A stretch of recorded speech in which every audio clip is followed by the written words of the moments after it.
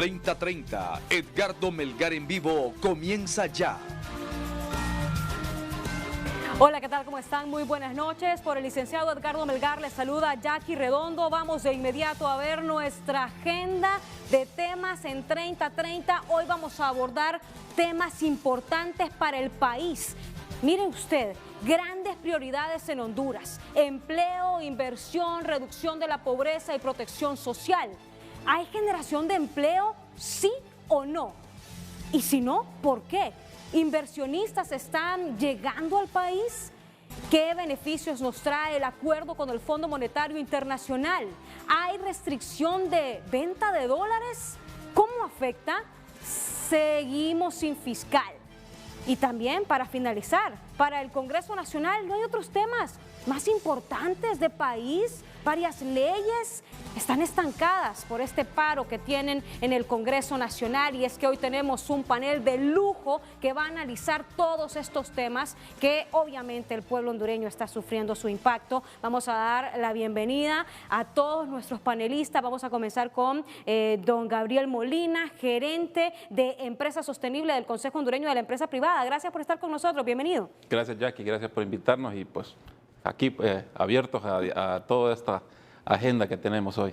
Cargada la agenda. Está con nosotros también don Eduardo Facusé, expresidente del Consejo Hondureño de la Empresa Privada. Es un gusto tenerlo aquí. Gracias, Jackie. La realidad es de que para tantos temas nos va a hacer falta mucho tiempo, porque hay que abordar tanto tema y platicar sobre ello, ¿verdad? Pero vamos a hacer lo posible. Así es, y lo importante es la concienciación que hoy vamos a hacer y que esperamos que llegue y que tenga respuesta. Don Santiago Ruiz, también expresidente del Consejo Hondureño de la Empresa Privada, bienvenido.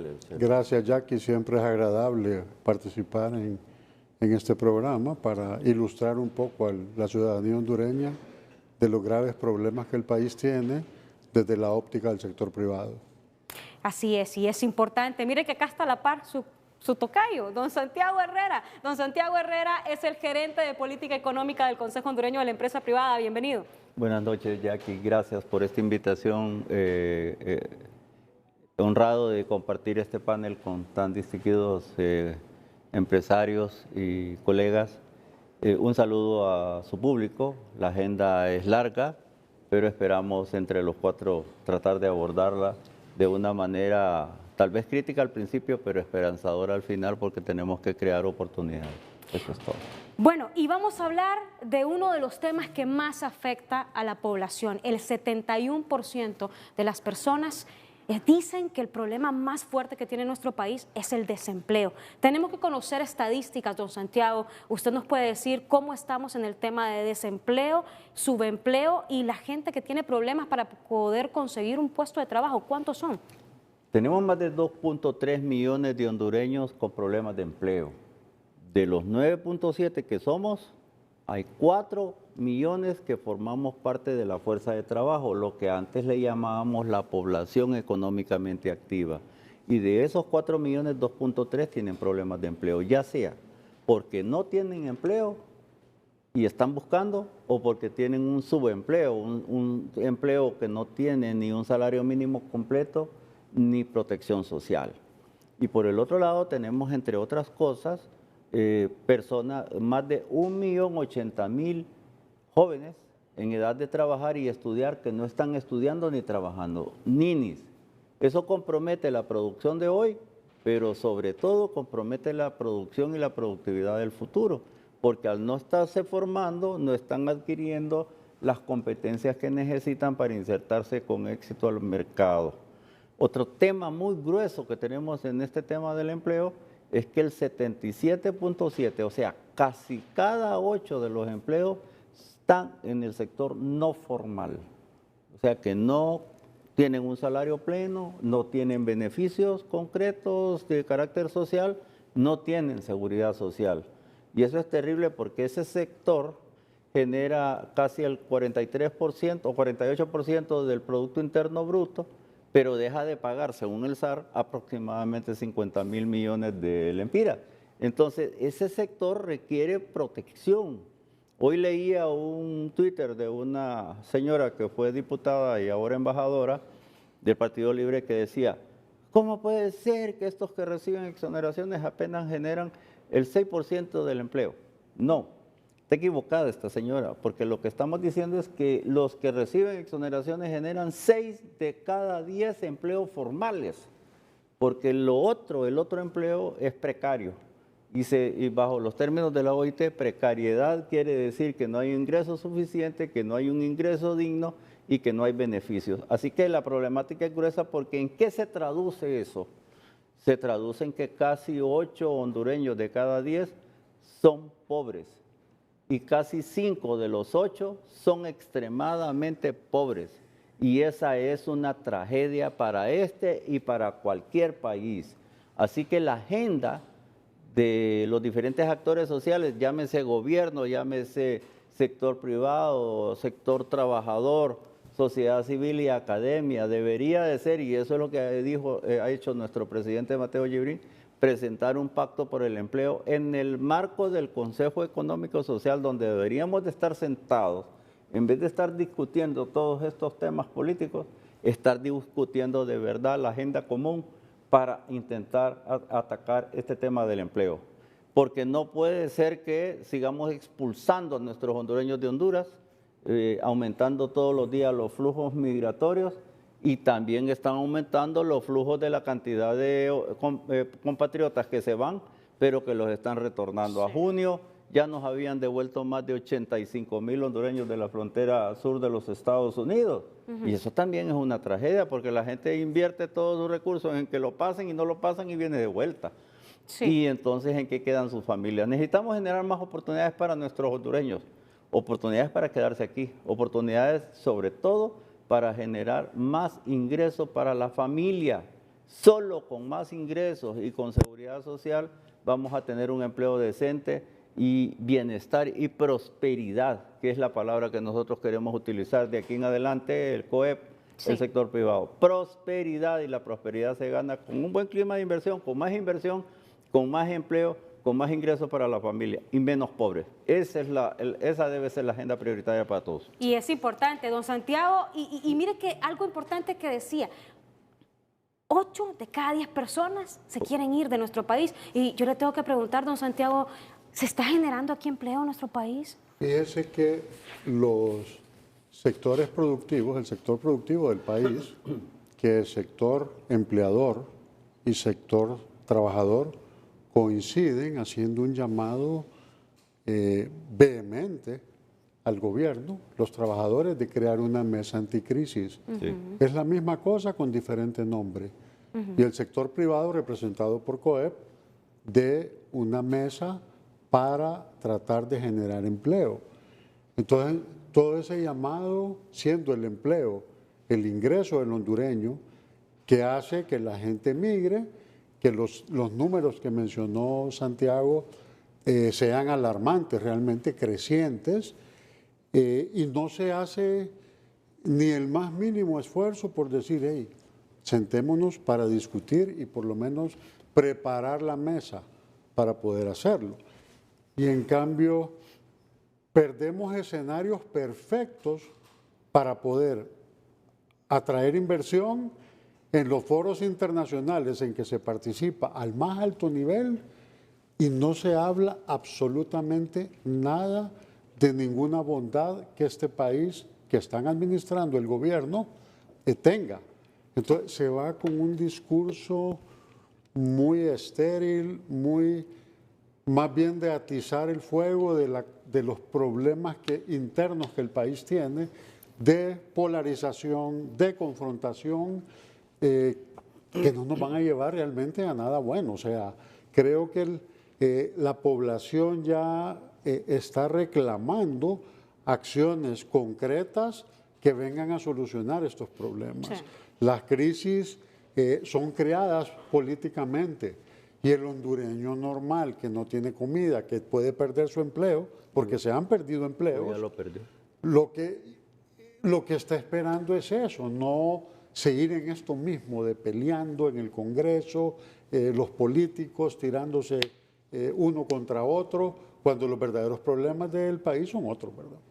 Bueno, ya está visto. El desempleo, ya lo ha dicho don Santiago, la cifra. Don Eduardo, realmente, para usted, ¿cree que se esté generando alguna oportunidad para poder dar empleo a toda la gente? 2.4 millones son los con problemas de empleo, ¿no? 2.3 millones. 2.3 millones. Ya que el problema que tenemos aquí en Honduras es que la agenda es política, no es económica. Y mientras estemos nosotros embarcados en ese problema, no estamos prestando atención a lo que están haciendo otros países.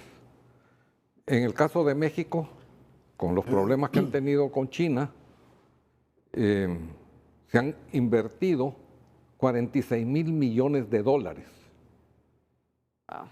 Empresas que, nearshoring, que le llaman ellos en inglés, eso es una inversión fabulosa. Y López Obrador, el presidente, que supuestamente es de izquierda, entendió el idioma y está de piquito que querés con los gringos. En el caso de Guatemala, ellos están invirtiendo en el sur de México porque les han dado oportunidad ahí, el gas gratis, la electricidad gratis, es bien competitivo y ellos están invirtiendo allá. Y qué bien, ¿verdad? Por ellos. En el caso de El Salvador, mire, ya hicieron un entendimiento con Google. Va a ser un centro de informática para toda Centroamérica. Todo eso genera empleo. Costa Rica, con Intel, 1.200 millones de dólares de inversión. El doble de lo no sé. ¿Y nosotros qué? Ahuyentando más bien a la gente para que vengan a invertir en Honduras. Porque es más importante el tema político que el tema económico. Y ahí es donde está con el problema que tiene nuestro país del tema del desempleo. Y desafortunadamente la gente que se nos está yendo, emigrando, porque aquí no existen las oportunidades, es gente preparada de alguna manera y nos estamos quedando sin carpinteros, sin albañiles, sin electricistas, y entonces, si acaso le damos vuelta a la tortilla y queremos atraer inversión, no va a haber gente capacitada, preparada para poder soportar todo eso, independientemente del problema energético que tenemos. Aquí la energía es carísima. Y no es por culpa de este gobierno, es por culpa de un proceso larguísimo que hemos tenido a través del tiempo, donde los gobiernos no han tenido un plan de desarrollo de largo plazo, independientemente que sea para para 4 años, deberían de pensar mucho más allá y ver un plan general de desarrollo para que la gente pues realmente pueda visualizar qué es lo que se puede hacer a largo plazo. Pero aquí, agendas de 4 años no funcionan. Es decir, dejen de hablar de política y comiencen a trabajar. Pues, mire, yo realmente lo que he visto, honestamente, es que la manera como se ha estado invirtiendo el dinero, independientemente de que hay una empleomanía dentro del gobierno, es que no han podido realmente canalizar los recursos donde deberían de estarlos ubicando. Y efectivamente, si quieren que se desarrolle, deberían de estar buscando aquellas áreas en conjunción con la empresa privada y los trabajadores para tener un mecanismo que realmente funcione. Y nosotros, a través del Consejo Hondureño de Empresa Privada, hemos abierto las puertas, hemos hablado de diálogo y como que son oídos sordos. No les interesa hablar, solo crean que crisis cada semana. No sé qué otra crisis vamos a tener la próxima semana, ¿verdad? Porque nos han tenido así todo el tiempo. Y un inversionista nacional o extranjero, de crisis en crisis, no le interesa. Sí. Y hay un mundo de oportunidades a nivel internacional. Bueno, ya ha quedado claro, ¿no?, que no se está generando empleo. La pregunta es ¿por qué, don Gabriel? ¿Por qué cree usted que las autoridades de gobierno, y como lo decían aquí, lo decía don Santiago, se van a nivel internacional, hablan de otros temas, pero no se habla del tema inversión, no se habla del tema generación de empleo? ¿Por qué cree usted? Como ya mencionó don Eduardo, la agenda o la prioridad en este momento es la parte política. ¿Les conviene tener los pobres sin trabajo?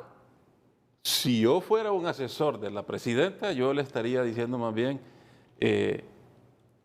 tome la mano, extienda la mano, estrechémonos, seamos aliados estratégicos con el sector privado y tengamos éxito, prosperidad. El sector privado es el único generador de empleo, incluyendo los empleos del sector público. porque eso se generan con los impuestos que pagan todos los que estamos aquí. Sí. Lo que pagan las empresas, lo que pagan las empresas familiares, los emprendedores, las micro, pequeñas y medianas. Sin embargo, pareciera que están plegados a una agenda política completamente y se han olvidado por completo del bienestar y la prosperidad de los hondureños. No existe una prioridad, no existe una agenda de empleo, o por lo menos de construcción de empleo. Lo que hemos visto es una agenda de destrucción de empleo. Eso es lo más claro que se ha visto. Derogaron el empleo por hora. Están con la famosa ley de justicia tributaria, que eso no trae nada de justicia. Eso no le ayuda a nadie que está viendo ahorita en este momento. Por lo menos lo que yo he visto no me trae ningún tipo de justicia tributaria. Como hemos dicho, bajémosle al impuesto sobre venta. O elevemos la base del impuesto sobre renta para que no paguen los demás. Ahí no hay nada de eso. Y como bien mencionó don Eduardo, eso es uno de los, digamos, atractivos que tenemos como país. Los regímenes, las exoneraciones, ahí están allí Bukele, que es el vecino, atrayendo, generando nuevos esquemas tributarios para atraer empresas como Google. Y vino hace poco el rey de Qatar. ¿Ah, sí? Y así van. México se está llevando la mayoría de, ¿cómo se llama? El Partnership for Central America de Kamala Harris. Ellos están llevando todo, Guatemala, 62%. México, El Salvador. ¿Y nosotros qué? No, solo la estamos viendo pasar. Hemos presentado un pacto por empleo, lo hemos dicho a la saciedad, al cansancio, y mire, silencio total. Nadie responde, nadie dice nada. El hondureño en la calle está gritando a pulmón abierto, oportunidad, quiero bienestar, quiero llevar comida a mi casa, pero no, estamos en tomas, estamos quemando llantas, estamos gritando, pateando, o sea, eso es lo que estamos viendo y está la población, y pregunten todas las encuestas, está cansada de eso, está cansada de escuchar los 12 años, está cansada de escuchar el golpe, está cansada de escuchar excusas, queremos ver realmente una agenda de generación de empleo, de construcción de un futuro más próspero y de un futuro realmente esperanzador para el hondureño. Pero no vemos eso, Jackie, sinceramente. Y creo que todos ya es tiempo de que nos sentemos. El sector de trabajadores ya pidió un pacto, le llamaban la mesa de empleo, de crisis de empleo, ¿recuerdan? Nosotros hemos hecho un llamado, pero no. ¿No les paran bola? No como pasa popularmente decimos. Y bueno, mire, la mayor encuesta que digamos va a ser el próximo año. ¿O cuándo es? El 25. Sí, faltan 2 Y años si no más, ¿no? estamos generando eso, van a continuar las caravanas, va a continuar la extorsión, va a crecer más la informalidad, va a crecer más la inseguridad y la inseguridad jurídica. Entonces, ¿por qué no hay empleo? Porque no hay confianza. Hoy las reglas del juego es una y cuando entra otro es otra. Y lo que están es un discurso antiempresarial, un discurso de división, de clases, de odio. Eso no, ya no podemos seguir en eso. La discusión y el tema principal debe ser la prosperidad de todos los hondureños. Y eso solo se genera con un empleo. Bueno, y ustedes hablaban que nos está tocando ser la cenicienta de Centroamérica, porque estamos viendo inversiones en El Salvador, inversiones en Costa Rica, pero solo lo estamos viendo, no se está registrando aquí, o me equivoco, don Santiago, ¿hay inversionistas que han venido al país? No, mire, quiero empezar por... ¿Hay o no hay inversionistas que han venido al país? Eso es lo que quiero decir. Hoy día, apenas en el primer trimestre del año, que es el último dato que tenemos oficialmente, hemos perdido 203 millones con relación al mismo periodo del año anterior. En la misma fecha, Costa Rica había alcanzado... dólares. Es decir, que no se está viniendo nadie, más bien se está yendo. No, ¿Cómo 203 menos que el año anterior a la misma fecha. Es reinversión. Y es básicamente reinversión de utilidades. Costa Rica a la misma fecha tenía 800 millones de dólares, Ajá. ¿verdad? De inversión, y ahorita con lo de Intel son 1.200 millones más. Sí. Cuando lanzaron el tema de ley de justicia tributaria, la Asociación de Maquiladores anunció que entraban en pausa 880 millones de dólares de inversión, y este es un sector muy golpeado en parte por esto de la ley de justicia tributaria, porque no hay reinversión, y por el otro por el contexto del mercado internacional, que ha dejado de comprar Estados Unidos un 26.3% de prendas de vestir de Honduras. Pero solo lo voy a interrumpir ahí, don Santiago. Sí. O sea, solo en ese sector se han perdido 30.000 empleos, en el sector de la maquila.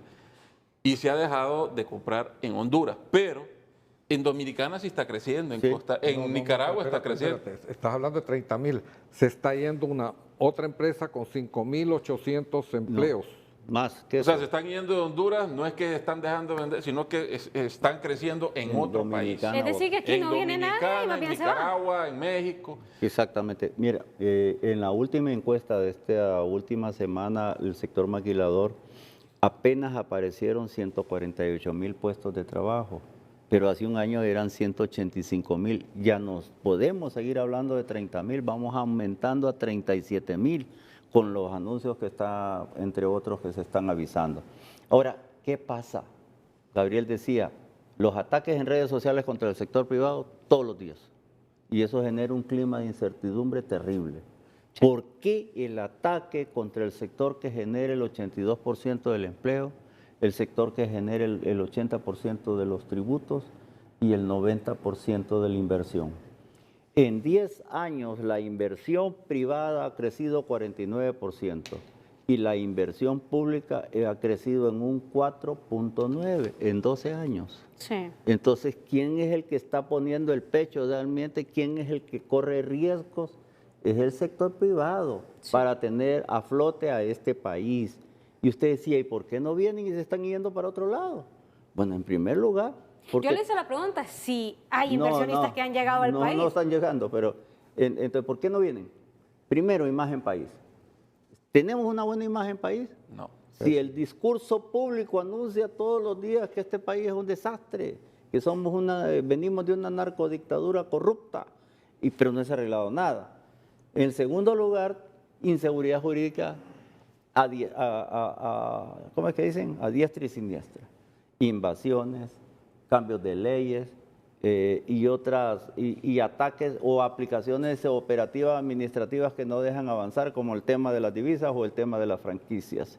Inseguridad jurídica, inseguridad ciudadana, porque tenemos extorsión, porque tenemos crímenes y masacres todos los días apareciendo en la prensa y en todas las redes sociales, cárceles brutales, tenemos infraestructura deteriorada, tenemos un déficit de energía de más de 200 megas y no se ve por dónde vamos a salir del agujero, y ya este año sufrimos graves apagones, y si el niño se extiende para el 2024, el problema va a ser más grave por una sencilla razón. El cajón se quedó corto de agua y no vamos a tener suficiente reserva para sostener el verano del próximo año. Ese es otro tema. Y las licitaciones, bien, gracias. El tema de mano de obra calificada, que Gabriel lo maneja mucho mejor y él puede explicar de qué hablamos en esto, pero de lo que estamos hablando es de que las personas tengan competencias y habilidades para insertarse al mercado de trabajo, pero si no estamos cumpliendo la tarea por la vía de Infopi y otras fuentes, tampoco estamos asegurando el futuro de la producción ni de la productividad. Y por último, los incentivos. Todos los países tienen los mismos incentivos, pero aquí los vamos a eliminar. El que menos atrae inversiones es el país que va a eliminar los incentivos, aunque sean comparables, igualitos a los de cualquier país. Y ahora viene el fondo con la lápida a decir hay que aprobarlo a 31 de diciembre, una ley de justicia tributaria, ¿verdad? Que sabemos que no va a generar más inversión, no va a generar más producción y no va a generar más empleo. O sea, que lo único que estamos haciendo es garantizando en el tiempo más pobres. Y no puede ser que un país se sienta feliz de tener una economía que está generando más pobres, cuando lo que tenemos que hacer es trabajar en la inversión, mejorando el clima, generando confianza, para poder de verdad generar empleos que permitan a la familia hondureña recibir más ingresos. Bueno, es que el clima hostil que hay hacia la inversión, con ese discurso confrontativo y sobre todo poniendo énfasis en la gran empresa. Sí. Y se publica como que son delincuentes porque tuvo 2.000 millones en exoneraciones una empresa transnacional, grupos económicos grandes, cuando todo el mundo lo que quiere es atraer inversión masiva de grandes empresas que son las generadoras de que la MIPYME se desarrolle en el país. Entonces, todo eso internacionalmente se ve que nadie va a venir a invertir, como lo han las cifras remarcado.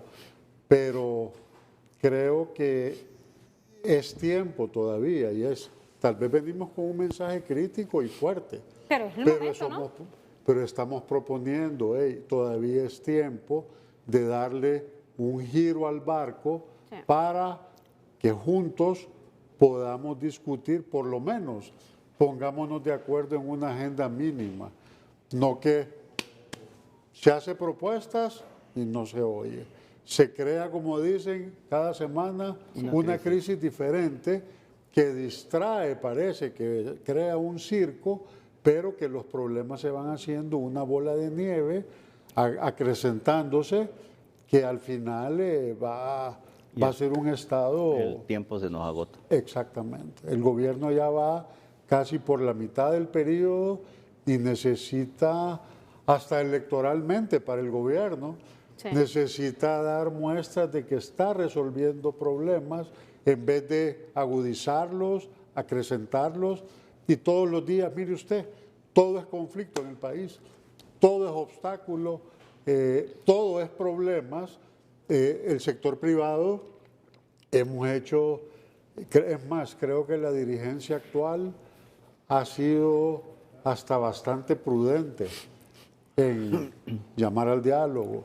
Aquí estamos a la disposición y más bien la respuesta es, ustedes son los culpables, el que no tiene es porque el que tiene se lo robó, los están explotando y sigue la migración, sigue la inseguridad, siguen índices de crecimiento mínimos, con lo cual seguimos empantanados patinando en lo mismo.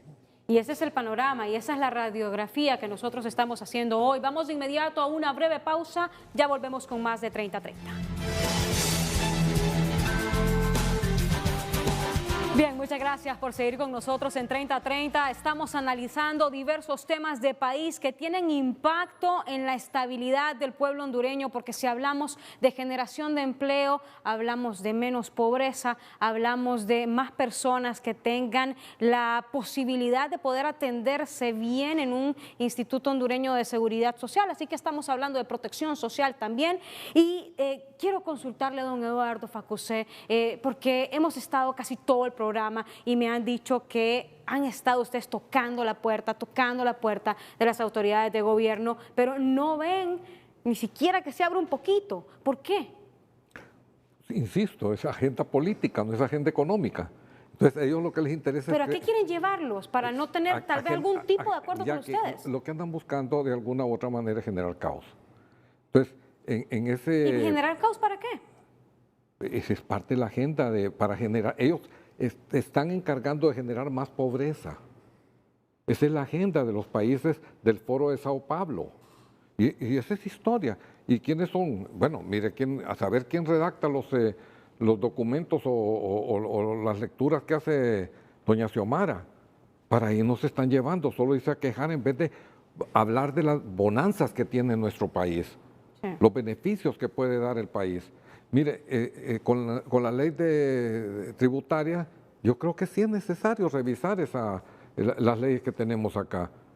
El COEP hizo una propuesta en el Congreso de una ley tributaria justa donde se pueden arreglar muchas cosas. No hemos tenido respuesta al respecto. Pero es que ni siquiera están sesionando. Pues. No, que hay un número bien fácil de sacar. El país, ¿cómo aliviaría un poco la situación? Sería extraordinario en un plazo corto o mediano generar 1 millón de empleos por la gente que está entrando también al mercado a demandar. ¿Pero y cómo? Si no llega la inversión, más bien va. Para generar 1 millón de empleos, usted necesita entre 25.000 y 50.000 millones de dólares. ¿Y cómo va a ser eso? O sea, un empleo, generar un empleo le necesita una cantidad estratosférica Sí. de inversión. Y no estamos generando absolutamente nada. Los números del empleo formal, sobre todo, Sí. del seguro social, está eso. 619. Sí, es ridícula, ni mencionar. ¿Cuánto? ¿600? Ni mencionar. 619 en 8 meses. Invalidez, vejez y muerte, eso es lo que Sí, reporta que el son gobierno. empleados del sector privado. ¿Solo 600? Sí. Entonces usted necesita cuántos meses? 25.000 a 50.000 dólares, dependiendo de la actividad, para generar un empleo. Y no aquí está- solo hemos generado 600 empleos en el año. Sí, es un empleo que no es apuntalado por una inversión fuerte que venga Sostenible. a empujar, no es sostenible, a empujar No, Santiago, ese crecimiento. Santiago, este es un proceso de largo plazo. No podemos nosotros esperar que en el transcurso de este gobierno, si es que entienden el idioma español, vamos a generar esa cantidad enorme de empleos que se necesitan. Este es un plan de desarrollo de largo plazo. O sea, generar empleo no es cosa sencilla, atraer inversionistas no es cosa sencilla. Sí. Y en este proceso, si nos entendiéramos los sectores de la producción, el gobierno yo creo que podría salir bien. Todos queremos que doña Xiomara tenga éxito en su gobierno, porque eso nos beneficia a todos los hondureños. Desafortunadamente, no están entendiendo el idioma. Mire, yo estoy viendo aquí los rótulos ahí, qué beneficio nos trae el acuerdo con el Fondo Monetario Internacional. Ya vamos Yo ahí, creo- mire. No, yo creo que Se nos está adelantando. Sí, no, es que vamos adelantando porque de repente nos come la noche. Pero, De repente nos quedamos solo con eso al fondo, ¿verdad? no, yo creo que ese acuerdo es bueno. Ah, ok. Sí, yo no, Ok. yo no voy a ir en contra de que nos generen fondos y recursos buenos, baratos al país, tal vez para salir de ese montón de bonos soberanos que son carísimos, entre paréntesis, para ir pagando y no tocar las reservas monetarias. O sea, yo creo de que ha sido un buen acuerdo. Son cosas positivas que hay que felicitarlos también por ello. No todo es negativo, pero iremos a apoyar, a aprovechar esos recursos para inversión y generación de riqueza, o vamos a ir a utilizar esos lo recursos para mantener la burocracia que realmente está absorbiendo demasiados recursos y no producen nada. El gobierno no produce, no genera riqueza. Es la empresa privada, tanto la gran empresa, la mediana, la grande, la pequeña, la microempresa, los que generan empleo, los que generan riqueza. Sí. Ellos, el gobierno, si nosotros no generamos riqueza, no tienen manera de pagarse sus sueldos. Ellos son empleados nuestros. Tienen que responder a los requerimientos de la gente que produce y la gente que da su vida para sacar adelante al país. Ellos no están administrando muy bien el país. Entonces, cuando estamos viendo lo que ha sucedido en el Congreso, gente que está utilizando todos esos recursos que nosotros generamos sin ir a trabajar, sin generar nuevas leyes, Pero sí buscando compromisos que realmente no tienen razón de ser, cuando bien podrían entrar en un acuerdo y llegar y salir adelante, pero no, han bloqueado las sesiones. Ahí dicen que el bloque ahora, que nosotros somos los que generamos el bloque, los del pero por amor. Narcofinanciero. Imagínense, por favor, qué ridiculez. Nosotros no somos políticos. Somos profesionales en términos de buscar la economía. Pero yo quisiera ver las cosas de un lado positivo. Yo creo de que el país tiene oportunidades. No las va a resolver este gobierno nada más. Tienen que ser varios gobiernos en forma sucesiva con un plan de desarrollo de largo plazo que nos traiga beneficios. Y para que dejemos de estar mandando gente, porque ahora a lo que nos hemos dedicado es a exportar hondureños en vez de exportar productos. Cuando yo mencioné esa cifra, ya aquí era, no porque lo vamos a resolver ya, es para ver el reto monumental Así que es. tenemos, pero de empezar ya, Sí. a decir, a tal plazo vamos a traer inversión. De esos 47.000 millones o 46.000 que México captó, ¿cuánto pudimos haber captado?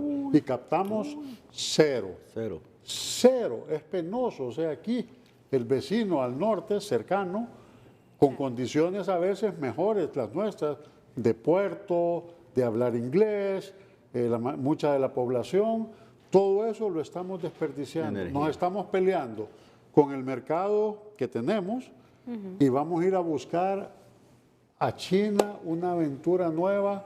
Por ejemplo, el camarón. Quítele la exoneración, le quita el mercado que ya tenía, que era de buenos precios, le pone la lápida a un sector que es una región del país, la que depende toda la actividad económica, mucha de la actividad económica. Y así podemos ver qué pasaría si se van las empresas que están en Choloma, Villanueva, Progreso y Naco, que tiene decenas de comunidades alrededor que dependen de eso. Yo creo que los políticos no se dan cuenta de la cantidad de buses que van de Chamelecón a Naco y de San Marcos y Azacualpa, Santa Bárbara a Naco. Estamos hablando de decenas de buses en 2 y 3 turnos de trabajo. Entonces serían ciudades fantasmas, con problemas sociales inmanejables, que con qué lo va a sustituir. Sí. Entonces, cualquier cambio que haya en política económica tiene que ser gradual, pero lanza un mensaje abrupto. Estos son sinvergüenzas, no pagan cuando están acogidos a regímenes legales que el país aprobó y que pasaron en tiempos de que... Ojo, Santiago, si hay alguien que ha cometido abusos, nosotros no estamos a favor de esas personas, aplíquele de la esas ley, empresas. Quítele la exoneración. Es más, hemos estado a favor y lo hemos manifestado siempre. Hagan la revisión, la ley ya les contempla faculta y lo establece cómo hacer todas esas revisiones. Si usted me pregunta, bueno, don Santiago mencionó, 41,000 MIPYMES funcionan alrededor de las grandes maquilas. Y la mayoría de esas son empresas familiares. Personas que están generando, luchando por llevar ingresos a sus hogares. Entonces, los empleos, bueno, ¿qué requiere? Tal vez el Fondo Monetario es un buen acuerdo, pero si lo van a gastar, o sea, decir, mal invertir, o la calidad del gasto que hagan, no va orientado a esos sectores que son generadores de empleo, infraestructura, digamos, construcción, el agro. Mire, se están yendo muchísimas de las personas. Todos los conductores ya no se encuentran conductores en el país porque en Estados Unidos están mejores pagados. Ganan hasta $100,000. Y por eso nosotros al año... Bueno, imagínese usted. Y mire, y ustedes hablaban del Fondo Monetario y sí les tengo que hacer la pregunta. El acuerdo firmado entre el Fondo Monetario Internacional y el gobierno, y quiero que usted me diga sí o no, ¿restringe a que el gobierno saque préstamos con el Banco Central de Honduras? Hay una recomendación del fondo dentro del contenido del programa que habla de la política monetaria y, entre otras cosas, deja entrever que no debería estarse financiando el Banco Central, el gobierno con el Banco Central. De hecho, van a acompañar técnicamente la redefinición de la política de endeudamiento y además le ordena o acuerda con el gobierno más bien que debe de salir a colocar títulos en los mercados internacionales y en los mercados nacionales, pero no con el Banco Central. ¿Y quién va a darle ese dinero entonces al gobierno si no es el Banco Central? Bueno, el mismo fondo establece un monto en los 3 años del acuerdo por $830 millones que pueden variar porque son derechos especiales de giro, que es la moneda común, a razón de aproximadamente 7 desembolsos. El primer desembolso de 118.7 millones sale a partir de la aprobación del directorio. Los demás pueden venir de carácter trimestral o semestral si cumplen las condiciones que están contenidas. Y ahí es donde llama la atención. Como por ejemplo que se comprometan a una determinada fecha de pasar la ley de justicia tributaria, el MAC y la otra cosa, y después de que lo evalúen, si no lo han pasado, entonces no hay desembolso. Esos son los riesgos. ¿Y a dónde los va a ir principales riesgos de un acuerdo con el fondo siempre va a ser el riesgo de incumplimiento. Y ojalá no caiga en incumplimiento nuestro gobierno, porque entonces esos recursos que están definidos en el convenio no van a estar disponibles. Ese es el problema. Luego hay otros temas, como los temas de energía, que los abordan de manera más superficial que lo abordaba el acuerdo que se venció.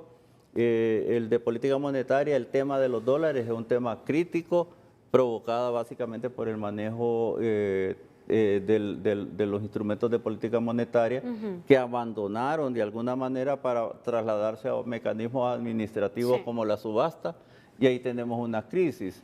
6.000 millones de demanda y 13.000 millones de demanda y una asignación de 6.000 millones. ¿Provocada por qué? Porque están manejando mal los instrumentos y generando un arbitraje inconveniente que no le sirve a nadie. Ya aquí en un programa, un Con el riesgo economista... de que nazca en el mercado Bueno, negro. mercado negro. Sí, Julio el tema Raudales de divisas decía, ya vamos a hablar de ya eso. tuvimos eso. Jackie, yo, Sí. yo quiero hacer una aclaración. Sí. Tuvimos una reunión ahí en la Cámara de Comercio e Industria de Tegucigalpa el otro día, donde fue toda la plana mayor del Banco Central con doña Rebeca. Es gente bien profesional, Sí. bien capaz, Sí. gente que ya tiene 20, 30 años de estar trabajando en el banco, hacen las cosas en forma técnica. Sí. La política monetaria del Banco Central ha sido muy eficiente y muy buena. Sí. Es decir, la política fiscal, o sea, monetaria, es otra cosa. Entonces, Ajá. cuando no tenían plata para poder sacar, hicieron uso de las reservas. Cambiaron. Y eso más es lo que el nada- fondo no está de déjeme acuerdo, ¿no? Déjeme contarle por qué es que cambiaron a eso. Esa es una historia que la gente debe de saberlo. Sí. Había fuga de capitales de aquí de Honduras. Gente que estaba sacando su dinero por miedo. Y si siguen con ese tema, aquí sin inversión, sin capacidad de generar riqueza, la plata va a seguir saliendo. O sea, han puesto una regulación que ya existía en sus tiempos, la cambiaron en tiempos de Juan Orlando, pero ya las cosas han ido cambiando. No podemos seguir sacando los pocos dólares que tenemos por miedo. Ahora, si siguen creando el miedo, la gente va a buscar la manera de hacerlo. Pero esas reservas son sagradas. Esas son las reservas de las cuales va a vivir el país en los próximos años, gracias a las remesas familiares que vienen. Es por ello que tenemos nosotros reservas ahorita, no porque estamos exportando suficientes cantidades de productos y de dinero. Creo Don Santiago. que el acuerdo con el fondo hay que ser objetivo. Y también quiero preguntarle, ¿hay devaluación en este acuerdo? Sí, hay programado para 2025, 2024 y 2025, más o menos aparece como un lempira y poquito para cada año, lo cual es relativamente leve. Pero quería resaltar, no todo hay que ser objetivos. Creo que el acuerdo en sí abre una ventana de cierta credibilidad y confianza. Ese dinero va a venir también a apoyar las reservas. Las reservas ¿Ve positivo que exista ese? con esas reservas se va a mejorar un poco La la posición posición de las reservas. externa. Exactamente, se va a dejar de hacer uso de la reserva también. Pero, como ya se mencionó, ¿en qué se va a usar ese gasto? ¿Cómo se va a usar? ¿Cuándo se va a usar? ¿Para qué se va a usar? Entonces, ahí es donde creo que entra en juego el sector privado. O sea, en el Valle de Sula, ¿qué se ha hecho en infraestructura? Y tenemos octubre a la vuelta de la esquina. Ojalá que Dios no nos vaya a mandar un evento catastrófico, porque sería volver otra vez los números de crecimiento económico. Nos pega algo ahí y vamos acá. Tal vez nos van a ser negativos. condonan la deuda, igual que después del Michi. No creo, porque el mundo está complicado ahora. Estamos en un mundo súper complicado y nosotros aquí peleando internamente, y el ejemplo se da, miren el Congreso, pues, patadas y puñetazos. O sea, eso es un ejemplo que ¿qué es lo que deriva hacia abajo? O sea, hacia la población. Las cosas se arreglan matándote a la fuerza. Entonces, el llamado es otra vez bien vehemente, diría yo, y a la Presidenta de la República. Hay que sentarse a dialogar con los sectores productivos para ayudarle a sacar el país de este empantanamiento en que lo tenemos. Jackie, Vamos a hacer una breve pausa. Solo un tema rapidito. Ojalá que ese dinero del acuerdo lo inviertan en infraestructura, como bien lo mencionó don Santiago, el tema de represa. Volvemos a tener una catástrofe como ha sucedido y vamos a poner en riesgo empleos y sobre todo la parte de seguridad alimentaria. no podemos arriesgar eso. Sí. Créame, ahí sí el país va a convulsionar. Hemos mencionado dos temas con el Fondo Monetario Internacional, entre ellos el tema de que se ponen restricciones para sacar préstamos en el Banco Central de Honduras y el tema también de devaluación. ¿A qué se habrá comprometido el gobierno? Vamos a ir de inmediato a una pausa analizando esto.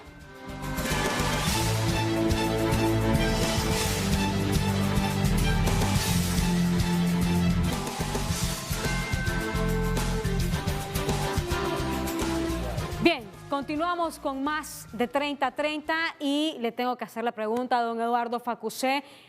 ¿Qué se dio el gobierno? Porque estamos viendo que sí, hay una devaluación en un país en donde el 71% de personas somos pobres. El impacto va a ser para las masas, uno. Y dos, el tema de los préstamos con el Banco Central de Honduras. ¿Qué cree usted que haya cedido el gobierno, viendo que en todo lo que llevan un año y fracción hemos visto a funcionarios de gobierno decir que ellos no iban a devaluar la moneda, pero en este acuerdo estamos viendo que sí? Bueno, es una devaluación teórica. ¿Le metieron gol al gobierno? Pues sí y no. Pongámoslo de la manera más clara.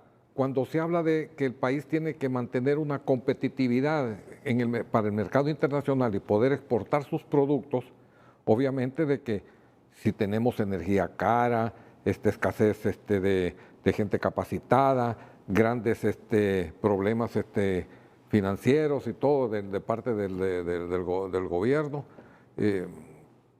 va a haber una devaluación.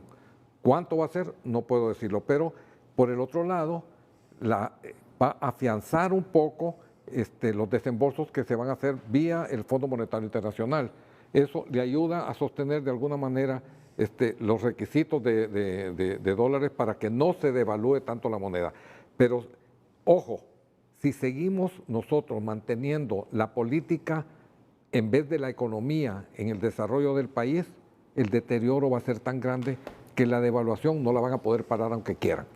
Sí, y más en un país que nosotros somos importadores, pues, no somos exportadores.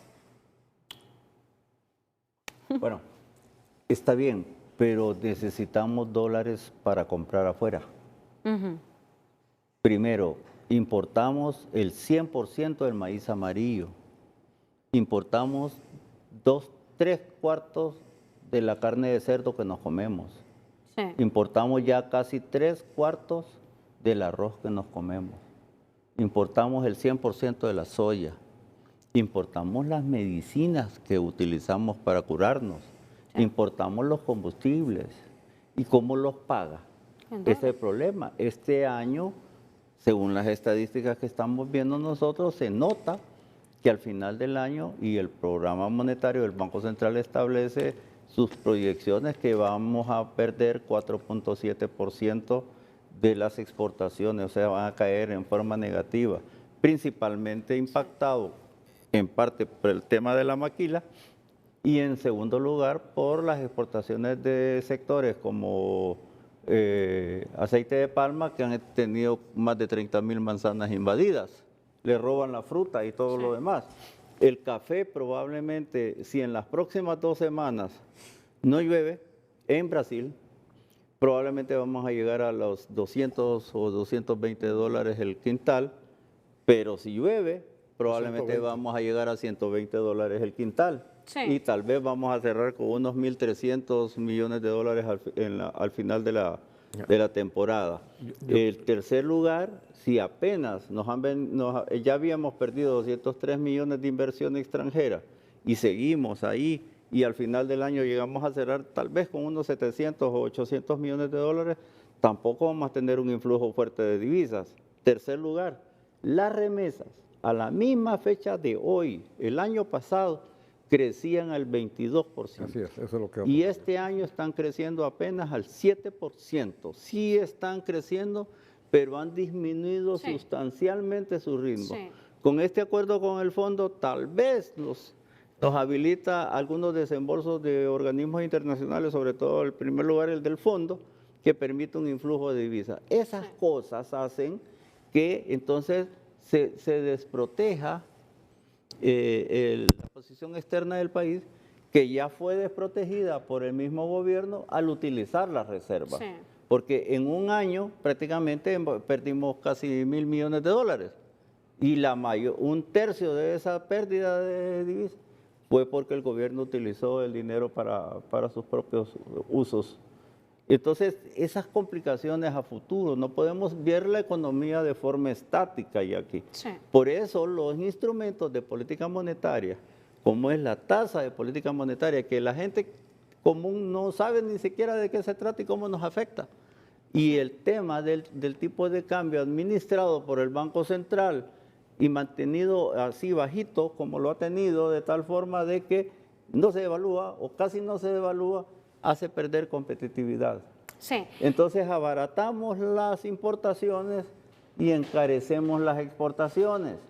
Y es como al revés, ¿verdad? Entonces nos complica la vida. Por eso es que tenemos que mantener un sano equilibrio en este tema, de tal forma de que no tengamos escasez, porque la gente, el empresario pequeño, mediano y grande no puede ni pagar las facturas.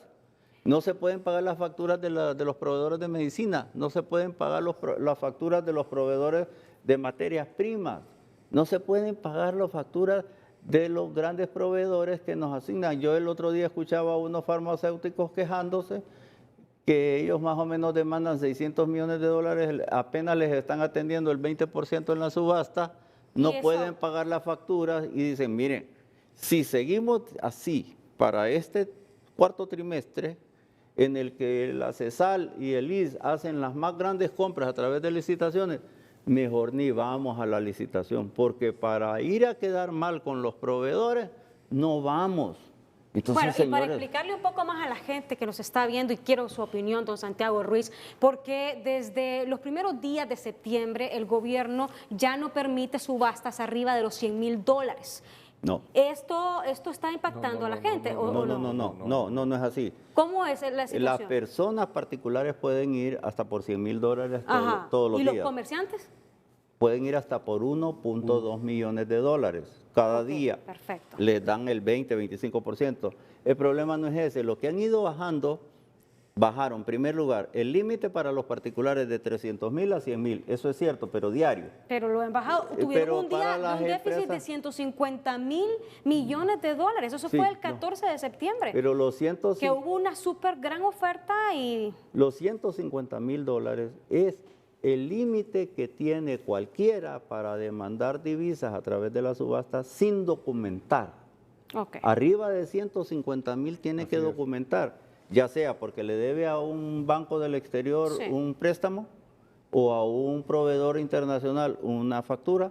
Entonces eso lo tiene que agregar al documento de subasta para que le adjudiquen, pero le adjudican 20. El problema es que todos los días yo dejo sentado 1.000 lempiras en la línea de crédito en el banco pagando intereses para que me adjudiquen 200,000 o 300,000 dólares.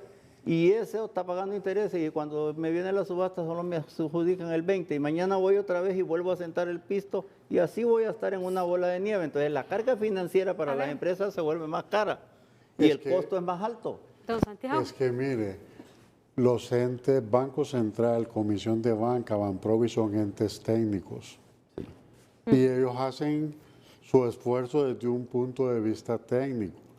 Y lo que hay es pérdida de confianza. Entonces, todo lo que hace la otra parte del gobierno con sus discursos generan una pérdida de confianza. Y lo que hizo don Guayo, cosas que no se dicen.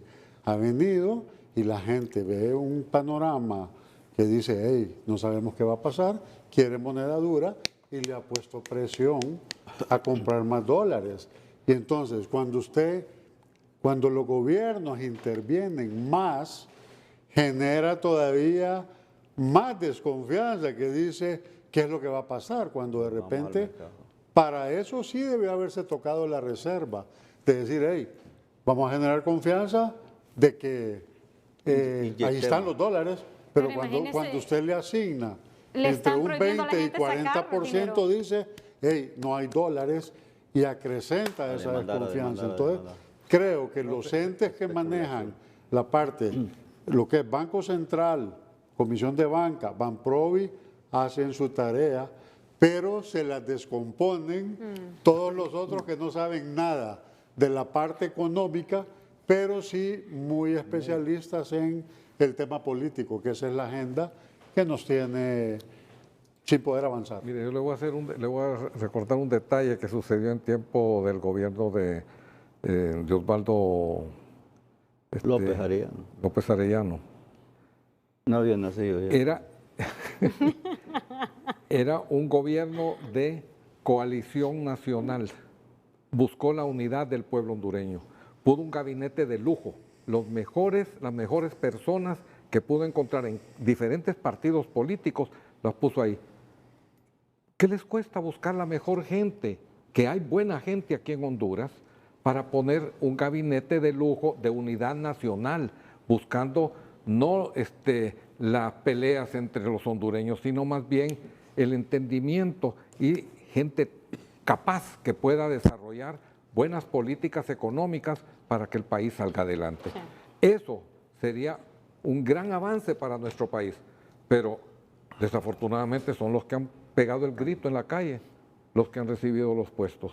Sí. Y no es que esté en contra de ellos, tienen derecho a tener un trabajo, pero no un trabajo político. El país ahorita lo que necesita es gente que realmente conozca del tema, que lo puedan desarrollar y que no estén en un contubernio permanente de atacar a la empresa privada o atacar a otros sectores. No es así como funciona la economía del país. Si no, no vamos a generar. ¿Y quiénes van a ser los perjudicados? No solo los partidarios de determinado partido, sino todo el pueblo hondureño. Sí.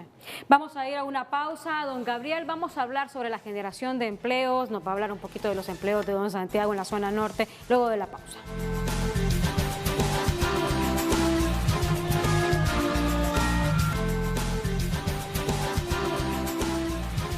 Bien, muchas gracias por continuar con nosotros. Estamos hablando de temas de impacto, entre ellos generación de empleo, tema de inversión, y aquí ya se ha abordado el tema de la inversión. No está viniendo la inversión. ¿Y qué pasa, don Gabriel, si la inversión que ya tenemos? Vamos a ponerle el ejemplo de don Santiago Ruiz. ¿Qué pasa si don Santiago Ruiz dice, hasta aquí llegué, ya no más? Bueno, mire, hemos venido hablando toda la noche, un tema es confianza. El tema, por ejemplo, de la Ley de Justicia Tributaria ni siquiera se ha aprobado y eso ya nos ha generado desconfianza total de los inversionistas. Decían ahí en el Congreso, no se va a perder un tan solo empleo. Ya llevamos casi 40,000 empleos perdidos. Claro. Y aún no conocemos ni siquiera el dictamen, por ejemplo, de esa ley que va o está en discusión. Entonces, tema de confianza. Si no tenemos un clima de inversión favorable, y eso es un asunto, ¿verdad? Digamos, seguridad jurídica.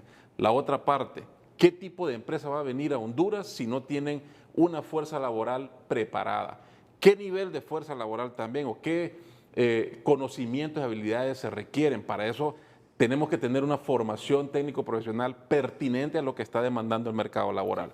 ¿Qué tipo de inversionistas van a venir? Ya no podemos seguir compitiendo, ofreciendo mano de obra barata, sino mano de obra altamente preparada para poder atraer un tipo de industria con mayor valor agregado, porque eso justamente va a traer salarios mejores, bienestar, prosperidad, toda una industria alrededor de MIPYMES que trabajen alrededor de esas grandes inversiones. Y entonces eso no se está dando. Sí. Como lo ha venido diciendo don Eduardo, hay una agenda política que nos tiene completamente alejados de una agenda de generación de empleo. Lo venimos pidiendo desde hace varios años, incluso cuando sucedió la transición de este gobierno, nos sentamos, generamos varias propuestas, entregamos, por ejemplo, la propuesta del ENAI, que contiene una gran cantidad de medidas para que lo tomaran como una agenda de gobierno, un plan de gobierno. No hemos visto nada. Entonces, para generación de empleo se requieren muchas cosas. Una fuerza laboral preparada, acceso a financiamiento, facilidad de poder abrir una empresa, por ejemplo, El decreto 048-2022 que aprobó este gobierno en el año pasado para favorecer con una no sujeción a la micro y pequeña empresa a no pagar el impuesto sobre renta durante 5 años, venció en mayo de este año. Sí. Y no lo han vuelto o sea, hablamos de apoyar a la MIPYME, pero no apoyamos a la MIPYME. ¿Entiendes? Entonces, si quisieran realmente... Pero mire que ahorita ni siquiera están sesionando. Por correcto. Del Congreso. Entonces, hablamos de que hay exoneraciones solo para los grandotes. O sea, esa es ley, eso nadie está haciendo nada ilegal. Es un régimen para atraer grandes inversionistas. Y hay uno para las MIPYMES, pero que ya venció y nadie dice nada, no lo está en agenda, no lo estamos ayudando. O sea, realmente generemos también esa base para apoyar justamente a la microempresa. Gabriel, yo quisiera agregar una cuestión.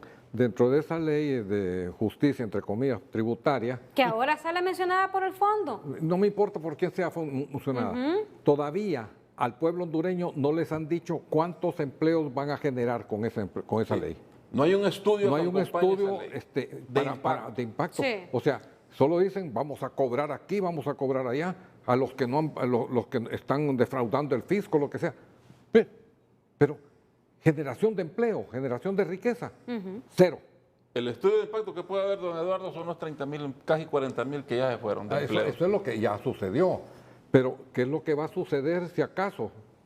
Bueno, pero es que el Congreso está cerrado. Y vamos a hablar sobre ese tema de la parálisis del Congreso, porque eso está generando impacto, pues. Porque el tema de la ley de empleo por hora, la ley de empleo parcial, ahorita que viene la temporada navideña, se va a necesitar, pero como el Congreso está cerrado, don Santiago Ruiz, por la parálisis, ¿qué opina usted de ese? Y también, don Eduardo. Bueno, mire, el que el Congreso esté paralizado ya va por varias semanas. En primer lugar, muestra una falta de un liderazgo conciliador. Más bien usted ve que dice que se están reuniendo, pero el lenguaje se radicaliza, como en alejar posiciones. Fíjese que hay cosas que no se han tocado ni siquiera, como la elección de segundo grado, que es responsabilidad del Congreso. El magistrado del Tribunal Superior de Cuentas tiene paralizada esa institución. El IAIP. El IAIP, los comisionados del IAIP.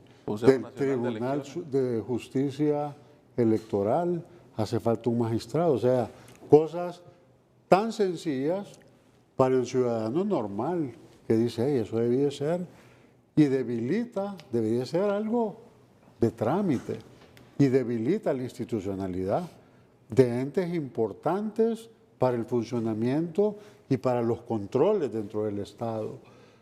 Y entonces al mismo tiempo tiene paralizado cuestiones importantes que fueron promesas, como las reformas de la ley electoral, que antes se hablaba de una segunda vuelta. Y ahora hay amnesia para ese tipo de cosas. La ley de empleo temporal, que se dijo y que ha sido parte de la ruptura con el Partido Liberal, que aceptaron apoyar porque les dijeron que una propuesta en que se mejoraba la ley se iba a meter inmediatamente. No se habla absolutamente nada de ese tema. Tiene la ley de protección social, que quedó en el aire eso, y beneficia a miles, a cientos de miles de personas que debería beneficiar, tampoco. Entonces, un Congreso paralizado en la forma en que está, llega a rayar en la irresponsabilidad. O sea, al más alto nivel de los poderes del Estado, una forma de actuar totalmente como que estuviéramos en el siglo antepasado. Todo el mundo está hablando de tecnología, todo el tema de esta noche, atraer inversión, empleo, y ahí sigue un pugilato también estéril que está confundiendo, diría yo, a la población. Que dice, bueno, ¿cuál es el trasfondo de todo esto? ¿Será a propósito y somos tan ingenuos de venir aquí a proponer cosas desde la óptica nuestra. De repente no somos el 100% dueños de la verdad, pero como actores de cómo funciona la economía del país y como motor de que la economía se agilice, algún grado de razón podemos tener y algo debería de tomarse en cuenta. Por lo menos, ya lo mencioné, sentarse en la mesa, pues, vale. Sí. Démonos la mano y definamos una agenda para ese tema.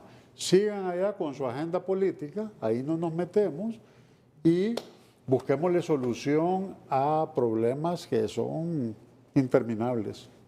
Nos vamos a ir una pausa cuando regresemos con la intervención de don Eduardo Facusé.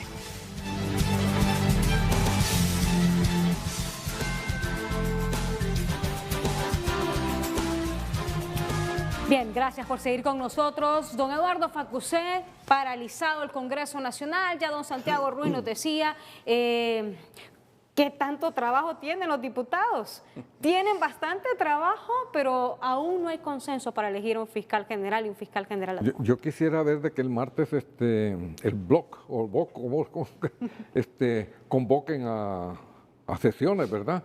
Porque con 65 diputados se puede sesionar. La sesión extraordinaria, ¿no? Sí, así es.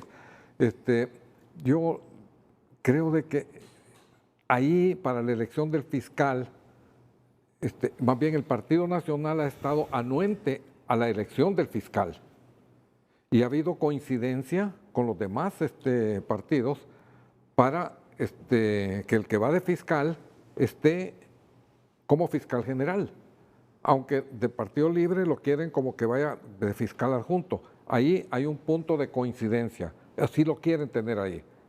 Ahora, si no quieren tener de fiscal a este señor, que pongan a la señora, ¿cómo se llama? Jenny Almendares. Ella, que hija de Juan Almendares, sí, un relevante político del pasado, rector de la universidad y todo, que la pongan a ella pues de fiscal y ya se arregló el asunto y dejen y que se pongan a trabajar. Yo sé lo que les sugeriría, si es que tanto problema hay, o es que no la quieren porque dicen de que es una señora que realmente es transparente y hace las cosas bien. Si eso no le gusta al Partido Libre, hay problemas. Entonces, ¿qué es lo que quieren? Tener a alguien sumiso que haga las cosas como ellos quieren nada más. Y este país, mire, ve, el Poder Ejecutivo, el pueblo hondureño eligió en su oportunidad al Poder Ejecutivo a través de doña Xiomara, pero no tienen todo el poder. Los alcaldes son parte del Poder Ejecutivo y ellos solo tienen como partido 50 alcaldes a nivel nacional. O sea, el resto, la mayoría, están dentro de la oposición ahora y lo han estado todo el tiempo. Ahí les está dando a entender las encuestas de que no están haciendo bien las cosas. Cuando la aprobación está tan alta en cuanto al hecho de que no están haciendo las cosas bien, deberían de reaccionar y ver que eventualmente el año que viene vamos a tener un año ya de política. Ya hemos visto a Tito que anda de campaña ya del Partido Nacional, sí, que ya comenzaron todos esos movimientos y si vamos a estar hablando de política, también en la parte de política estamos perdiendo una oportunidad de oro de generar esas leyes que realmente podrían beneficiar al pueblo hondureño.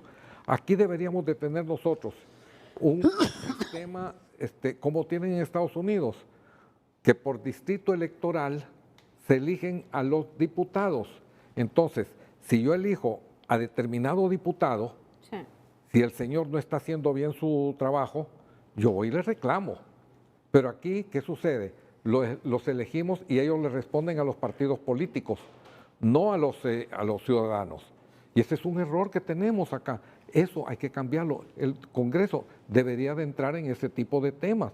Claro, como no les conviene a los partidos y no les conviene a los diputados actuales, no lo van a hacer. Sí. Pero ahí estamos perdiendo oportunidades para el futuro para que realmente representen realmente a la población.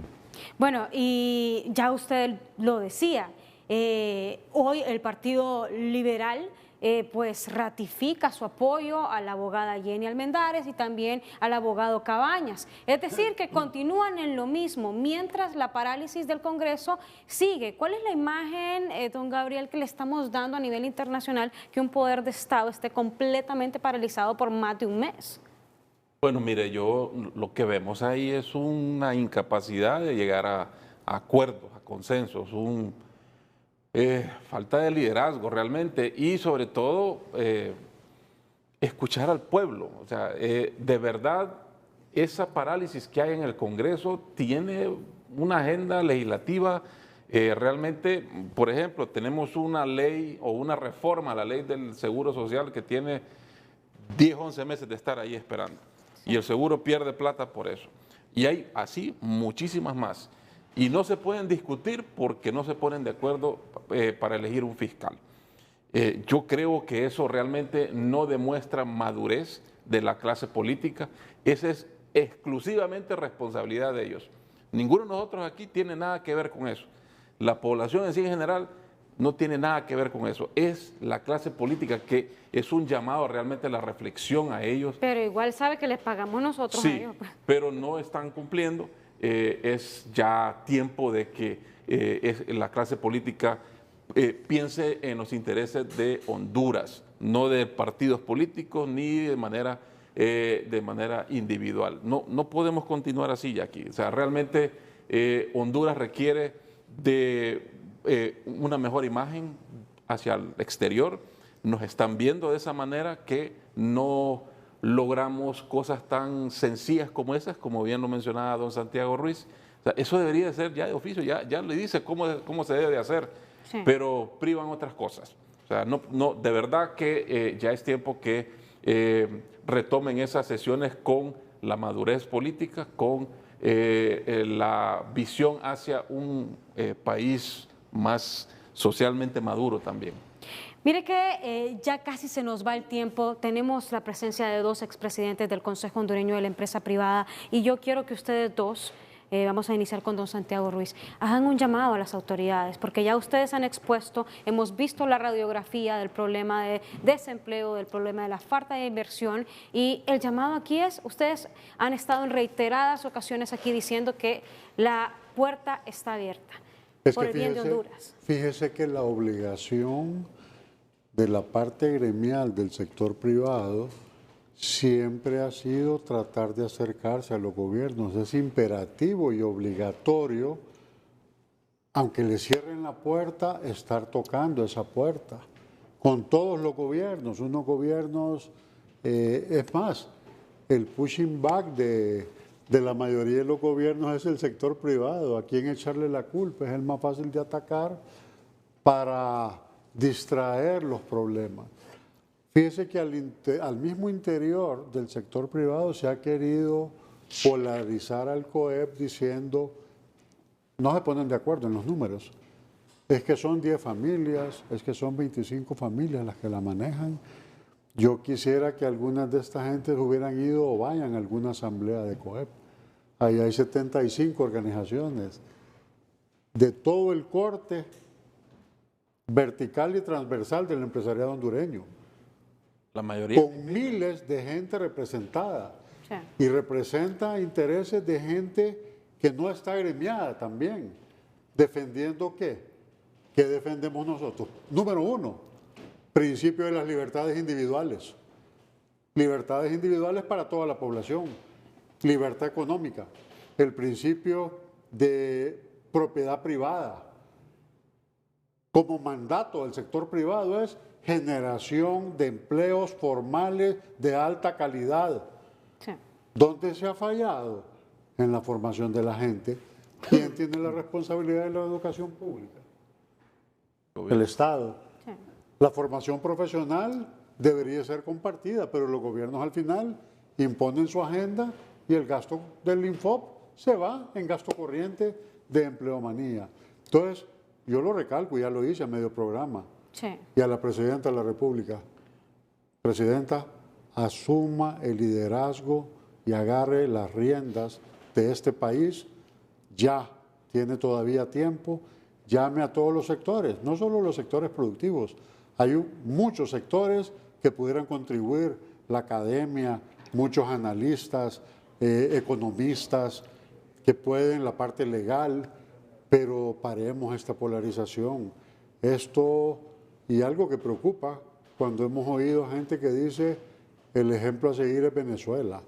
Por Dios santo, o sea, solo hay que ver en las condiciones que vienen esos miles de migrantes desnutridos, huyendo del país. Igual salen los hondureños para allá, ya en otras condiciones. Tienen un pariente en Estados Unidos que les ha conseguido el trabajo, pagan y llegan en 4 días en una condición diferente a los que vienen del sur. Entonces, el llamado es tratando de contribuir. Ya los expresidentes aquí de COEP creo que ya cumplimos nuestra función, pero estamos acá y dando la cara y hablando en esta forma muy fuerte y enérgica. De repente nos van a atacar, pero creo que el interés del país merece el esfuerzo de exponerse para decirles lo están haciendo muy, pero muy mal. Los resultados son absolutamente negativos. Sí. Ya casi no tenemos tiempo, queremos sintetizar ese mensaje que usted le va a enviar, don Eduardo, a la presidenta. Yo lo que le sugeriría a la señora presidenta, a doña Xiomara, que cambie su gabinete. Exacto. Que busque las mejores personas que hay aquí en Honduras, independientemente del sector político que sean. Gente idónea que logre sacar adelante a su partido, a su gobierno, para que eventualmente Honduras salga bien adelante. Pero así como está, con esos activistas políticos que tiene ahí, no todos, porque hay algunos que son muy buenos, yo creo de que no va a salir adelante y el reflejo va a salir efectivamente el día de las elecciones, donde van a decir todos, libre, nunca más. Bien, muchas gracias, don Eduardo Facusé, también muchísimas gracias a don Santiago Ruiz, expresidente del Consejo Hondureño de la Empresa Privada, don Gabriel Molina del COEP y también a don Santiago Herrera del COEP. Gracias a ustedes por su fiel sintonía.